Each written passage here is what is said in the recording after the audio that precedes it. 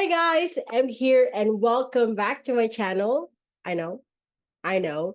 I've said that my first video would be my last one. Well, I'm a hypocrite. And I love season three, so I'm gonna yap more about it.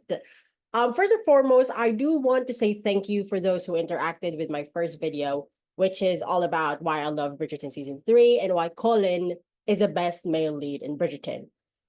There's a lot of likes, there's a lot of comments. Also in Twitter, I think one of my replies went viral with over 1,000 likes now.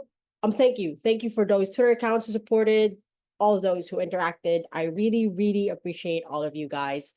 And I hope you watch this video again. So with that first video, I'm gonna do a series of just analysis or commentary. I think my next idea would be a book Colin versus show Colin, which I really want to dive into because a lot of you guys are annoying me. But hey, that's for the next one. This video in particular would be just me yapping. What were my reactions when I first saw it? What is my commentary about the scene and such and such? This video would be just solely part one, which is episodes 1 to episode 4. And yeah, I'm just gonna yap about it. Mostly share to you guys what was my reaction, probably react to it as well. But I must say that all I'm gonna share with you guys are just screenshots. Okay? I'm not gonna show clips because I want you guys to rewatch it. Yeah, rewatch it, rewatch the scenes because we love the minutes. We love the minutes. And I think the Twitter accounts, like the Polin Twitter accounts, would be they will have a week of rewatching Bridgerton season 3. So yeah, this is the information. Take it as it is. Okay. So without further ado, let's start with episode 1. Okay, little side note, I've actually watched this in the New York premiere. I've watched it before it was released a ton, and it was lovely to watch it with all the fans. Most of them Polin, most of Bridgerton fans, and it was just lovely. I did saw Nicola Coughlan and Luke Newton. Those two are really the sweetest, the kindest, very beautiful, gorgeous people. I saw Luke from afar because he's tall. So because he's tall, I was just like, oh, wow, he's so gorgeous. And he's really the guy who just radiates um kindness. Really, he's really like a golden retriever, very gentle. While Nick, I have to really squeeze my way because we're both the same height of 5'2". So yeah, but when I saw her very closely, it was such a phenomenal thing. But hey, focusing on episode 1, yeah, I've watched it with a ton, with the fans, with my best friend, and it was just lovely. So this is the first Penelope and Featherington scene. Ow! Yeah, this is so pretty. I mean, the dress was not. I was fighting for the dress, but to see her again on the screen, my beloved favorite character, it's just phenomenal. It's her coming out of the and carriage, but it's all about Lady Whistledown, and the ton loving it again that she's back and everything. And I think the next scene is her uplifting the other women that were doing their debut, and she was just pretty. It was just so lovely to see her, and I love it. I love it. And then, of course, Mr. Colin Bridgerton. Ah, with the parrot coat. What can I do? I'm just a girl. But yeah, it's just so he's handsome, obviously. I love the hair. I love the hair, the pirate coat, and everything. I didn't like the way that he's flirting with other women. What's that about, Mr. Bridgerton? But it's okay. It's okay because it's all about pretensions and such and such. But this first 2 scenes of Penelope and Colin, after rewatching it, a couple of times, I've felt like it's such a good way or it's a brilliant way to introduce what would be their primary challenge this season, with Penelope getting out of the carriage, and it's all about Lady Whistledown. And it's kind of like, oh, Lady Whistledown is the challenge, that is the primary challenge that she needs to overcome.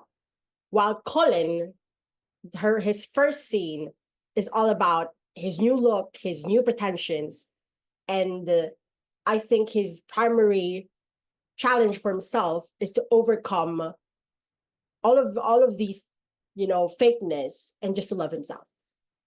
The next scene is the tree, and everyone in the theater, the New York premiere, was just shouting. The moment we saw the name Colin Bridgerton on the tray, it's his time to shine. It's his time to shine. And with Penelope Featherington as well. And it's just lovely. It was just lovely. So yeah, it was just one of the exciting moments I really loved. Okay. I'm malfunctioning. The next scene is about Colin Bridgerton getting ready for his sister's debut, which is Francesca. And we see the topless Colin. The proportions are proportioning. But yeah, I mean, this is a lovely scene, and I wanted to share with you. I think also what I love about this scene is the dynamic between the brothers. Obviously, Gregory is not yet there, but I love him with him now being around with the brothers more rather than him being just like an outsider kind of. I love it. I love the scene. Also, the banter between Anthony and Colin. Um, I think guiding us more to Colin's struggles of who are you? You've changed. What's going on? And now we see Colin not sharing his travels, which in season 2 is all what he did. He was so excited to share his travels. But now coming to season 3, he doesn't remember how many cities he went to, how many, yeah. So he just didn't want to share it to them. And I found it weird, but then also perfect and aligned with what was the first scene giving. It's all about him pretending, all the fakeness, all of the things he's hiding, a lot of insecurities. Yeah, so I love this scene. Aside from obviously the topless, there was more of the dynamic between the brothers, and I love seeing that. Benedict, such a cutie pie. I love that he's just there and just says, just yeah, teasing the others. Ah, the infamous wink of Colin Bridgerton. Honestly, when I first saw it on the New Year premiere, I I was not ick by it. I was like eating it up. I was eating it up because who wouldn't want that wink? Who wouldn't? I was just like, okay, I'm just a girl. And my best friend was laughing beside me because she knows how much I love it. Yeah. I mean, it didn't ick me. I can see why others were icked about it. So that's fine. That's fine. But yeah, I love it. I love every bit of it. I didn't love that he's not winking at me. It was another girl's, but hey, I've seen like 0.2 seconds of it. Perfect. Perfect. But to say it the least, it is really not him. I did not expect that wink. Maybe that's why I loved it more. Yeah, I was just like, Colin Bridgerton winking. It's not him. I can see it in Anthony. I can see it in Anthony or the Duke, but not Colin. So it caught me by surprise, but hey, it's a surprise that I liked. So I'll keep it on my own. Next thing is him flirting with a lot of girls, flirting with a group of girls. And again, I'm gonna link Sammy Bates' video down below because it's such a great video talking about Colin Bridgerton's character arc. So in this scene, I did not notice it at first, but I watched Sammy Bates' video, and all of his flirting was actually with a group of women. So it was just a nice touch that it was never just one person because he's demisexual and he can only have an attraction to one person, or like just love and connect with one person, which is of course Penelope. But with this flirtation, it is shown to us that he cannot do these flirting for with one person. He has to do it with a lot, not a lot of girls, but like two, three, four people, because this is just his charm. No, he's not taking this seriously. And he knows within himself that he's not going to be able to connect with these people. It was cringy to watch it in with a lot of crowd, him with his pickup lines, with his riz, but I get it. I loved it. Not that I loved it because for Pen I didn't like it, but I can see the alignment. I can see where it came from. The first Polin scene is them talking, talking in this garden. I think this was the after the debut garden for like the Queen's Garden. I don't know the name. I'm very sorry about that. But this is the first scene, and Colin, like a stalker, talked to Penn. And we saw it in the earlier scenes that Penn, kind of saw him already, flirting with this women, which that's thing that I didn't like because Penn saw it. But yeah, Penn didn't really run after him like usually she does, because of course with what happened to season 2, which she kind of distanced herself. But with Colin not knowing anything, still tried to conversate with her, and it was a nice touch because we saw Colin still being, caring to Penelope, and he also touched to kind of his appearance, but it's all like outside. I don't know the specific line. I'll put it in here. But yeah, it was just like it's merely just the outside clothes or the Parisian clothes. And yeah, we have the hints already. We were giving the hints. So people pay attention, okay?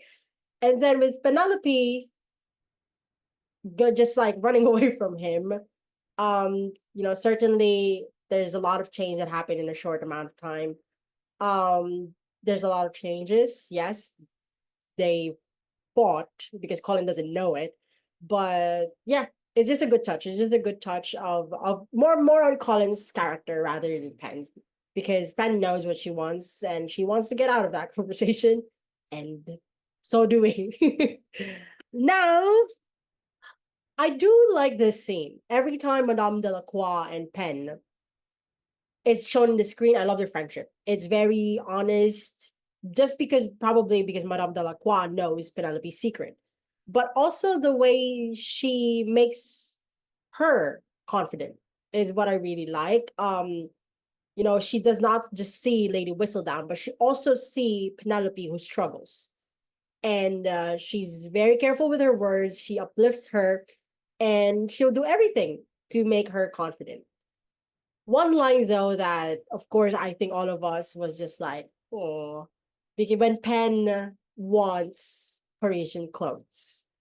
And that's a click that she never hated Colin. I think she still have the admiration to him. She knows within deep inside her heart, Colin is a kind guy. And yeah, and it's what he said probably hurt, but overall that was just one line, and he has always been there for her. So the admiration is still there, and I was just like, oh yeah, she still has a crush on him. So yeah, that was a good touch. Oh, this one's very beautiful. Of course, all the Bridgerton family stuff. I love all of the scenes of them together. I love more interaction, more banter. I will eat it up. But of course, this scene is much more touching. I We can see the real Colin for the first time.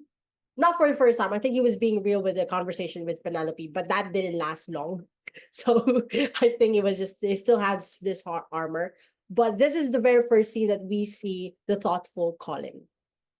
Imagine going to a tour, going to travel, and then think about your siblings what they like, what would they prefer to have as a gift.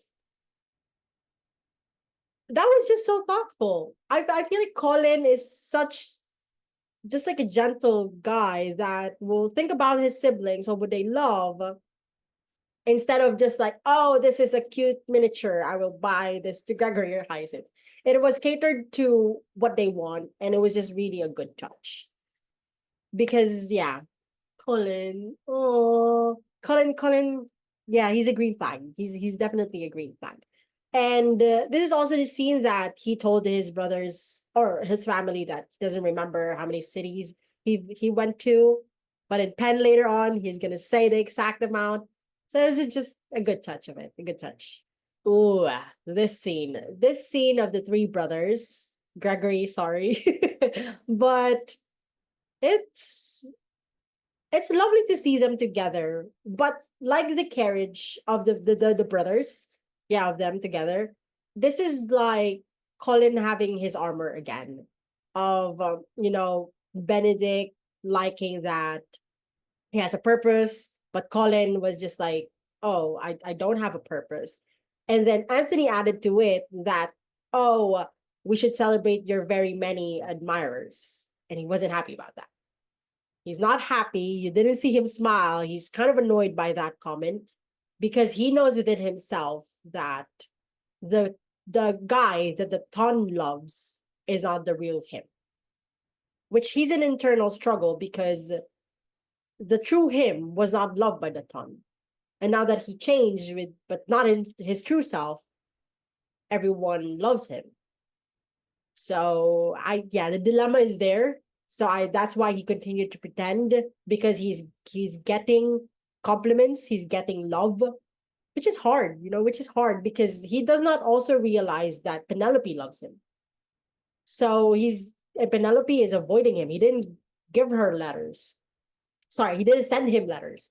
So it's pretty hard. It's pretty hard on his side because he has no one to back him up. There's people backing him up right now because everyone loves him, but the true him, no one does. And I hate his friends, by the way. Oh, I hate those. I hate those guys. Whatever. And um, yes, girl, pen in this dress, the green dress. Ah, we were all just shouting. We were all just shouting in that theater. It was lovely. It was lovely to see how beautiful she is.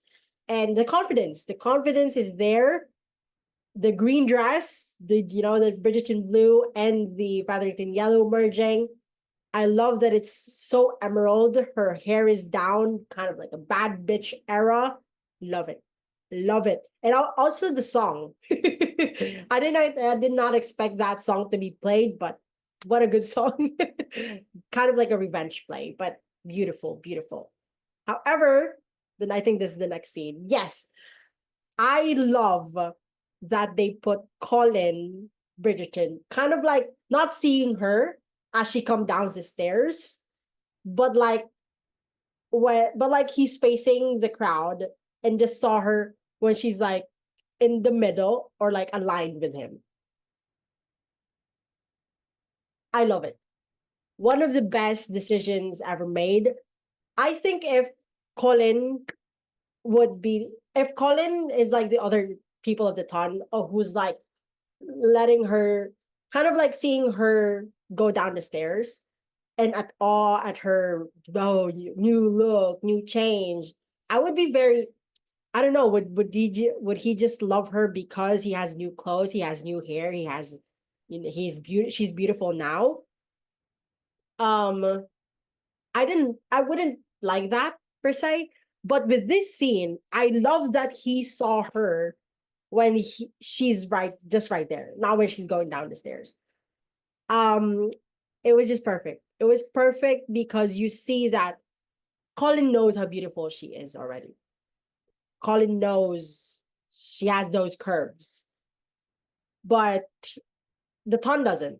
And now they're at all at her beauty. But Colin is just like, of course, gulping that lemonade. But she saw the confidence. He saw the confidence and he's proud of her. He's definitely proud of her. And it's not like, oh, I'm in love with her. It's more of like, you go, girl. Yeah, and I love that. I love that moment. Next scene is Francesca and Penelope. There was a tweet that Francesca's first crush is actually Penelope, and I cannot unsee that. I think so too. But this is a good conversation between the two. Francesca giving her confidence to get out of the wall, but also Penelope telling Francesca how she's privileged to have the notice just because she has the last name. And obviously with Penelope, she does, I mean, they are in a privileged situation in comparison to the others, obviously, because they're the ton. But what I meant is that there's a Bridgerton, there's a Featherington. Obviously, there's quite a distance between the two of them. And we see the struggles of the Featherington. We see the love in the Bridgerton family, but the struggles, really, finances, with the family dynamics with the Featheringtons. And quite a good introduction as well to what would be the struggle of the Featheringtons this season, which is, it was lovely that they kind of amend those things. But yeah, later on that one. Next, oh, Lord Doubling on the House.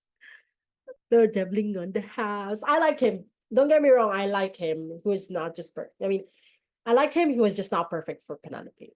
Yeah, and in another world, probably he would be perfect, but not for Penelope. But for this scene, I love it because Lord Doubling has Riz. Lord Doubling has Riz. And he's like, to Penelope, he's like, oh, I feel like you can wither anyone if you choose to. Ben be like, me. I love that his presence gives her confidence. And we can see that dynamic later on. More about it. But yeah, it's just a nice touch. Cressida. Ah, we all hated her the first episode. I was just like, what's the point? Are you in love with Penelope? I don't think this is about doubling. I think you're in love with Penelope. And why would you ruin her dress? It was so pretty. And you're so jealous. I don't like your dress in the first thing. Well, what is that dress? But what you did to Penelope, it's not acceptable. Not acceptable. Oh, but also I think one thing that I like about this scene, not only like, but I noticed is that Lord Debling, when the accident happened, was like, I will get a maid. And then there was like, what if Colin sees that? Colin would know that Cressida, that was not an accident. And yeah, I can honestly see that because yeah, they just really, really know each other. And Colin knows how much Penelope hates Cressida. Okay. The infamous scene of episode 1. Ah, but then this first came out. I was watching it thousands of times already. And Collins, I miss you. Such a cutie patootie. I think he's such a cutie. And I know he did something wrong. And he doesn't know it though. He doesn't know it though, which makes him more awkward and makes it more cute. I think he's more adorable. But I love that he left the gentleman to pursue her for fresh air. You wouldn't have an heir later on, sir. But yeah, this scene was just phenomenal. Also, I've mentioned in my first video, I love this scene because they were able to have conversation because Colin was really asking the right questions and also, wanted to see if there's something wrong with them. And Penelope, I love that she was able to open it up because if not, then I would ask their friendship. I feel like friends in real life, if I have a problem with you, like friends, real friends, if I have a problem with you, I will tell it right to your face. Yeah, I mean, it did take time for Penelope, but I'm glad that in episode one we were able to finish that off because she didn't drag it along. I love that Penelope was like, "This is what you did. It hurts. I didn't know you would be that cruel," and left. Yeah, I would love Colin to run for the carriage again, but it was nice because you can see also Colin's internalization that he did something wrong. He f up, and he needs to do something right away. Yeah, I love this scene. I love this scene. I love the lines. It was perfect, and just the dynamic between the two. That this is friends to lovers, healthy friends, real friends to lovers, which I love. I love, and I'm eating it up. This scene, they're just so beautiful, and this is the forgiveness scene. Colin saying sorry. He doesn't want to see Penelope upset with his callous comment. Um, yeah, I'm very happy he asked for forgiveness right away because that is the right thing to do. I also love that he didn't make any excuses. He didn't be like, "Oh, I said that because that." Um, he knows he hurted her, and that's what it matters. I'm gonna apologize. I'm gonna tell you how much you meant to me. I will make no excuses. I did something wrong. I'm sorry. Which is perfect. Which is perfect. Because Penelope doesn't need excuses. She just wants him to say sorry. And that's it. And the thing is, in this scene, Penelope, a lot of people say that she forgave him so easy. I think it was just the right thing to do. It was the right timing as well. We've already seen from the Modiste scene that she still has admiration for Colin because she knows how kind of a person he is. And when he said when he said those lines that he always looks for her because he always like she always uplifts him. She's always there. She sees things that he doesn't. Why would you not forgive him? Why would you? The dynamic might not be the same, but you would forgive him, and he's really sorry about this. And now he's willing to help her. And it's a good thing because Penelope doesn't have any male relatives, and Colin would help her because he truly wants to make amends with her. And this is what he thought would be a good idea, which is very bad, by the way. But he's trying to do his best. He's trying to do his best, and I'll give him that. So yeah, both the Good Night, Mr. Bridgerton scene and this forgiveness scene, I love it just because of we solved it right away. I don't want toxicity. I don't see toxicity between the two of them. And I love it. I love that we were able to solve it right away. Ah, you would ruin her, Mr. Bridgerton. Lady Whistledown. I bet you would ruin her. I bet, I bet you ruin her. But this is just we can feel it. There was the end of the episode one, and we can feel the anger, like on the big screen.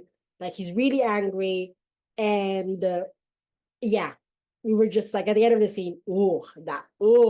Sir, you don't know who Lady Whistledown is yet. So we know from this scene that it's gonna be a huge thing to him, a huge betrayal, a huge lie. So yeah. So I think because of this scene, I was not surprised of how he reacted in the latter part of the season. He has all the right to be mad, not gonna lie. So I understand. I understand. And this was a good introduction again. A good introduction to whatever he's feeling about Lady Wasada. Okay, guys. I am very sorry. I just realized I did yap a lot. There's a lot of excitement inside me, a lot of reconnection, even though we just went over episode one together. I've decided to just let these feelings overflow. I will not cut a lot. I will just edit, the scenes, add that in the video, and just give you all of my not all, but most of my raw reaction. I want you guys to feel the excitement again, the feeling of just giggling, kicking your feet. And even though this is a 30-minute video of just episode 1, I would love you to just have fun with me and just let it be. So yeah, this is the end of the first episode, reminiscing videos. I will upload probably later on 2 and 3. But yeah, let's just have fun, and I'll see you guys in my next video. Bye.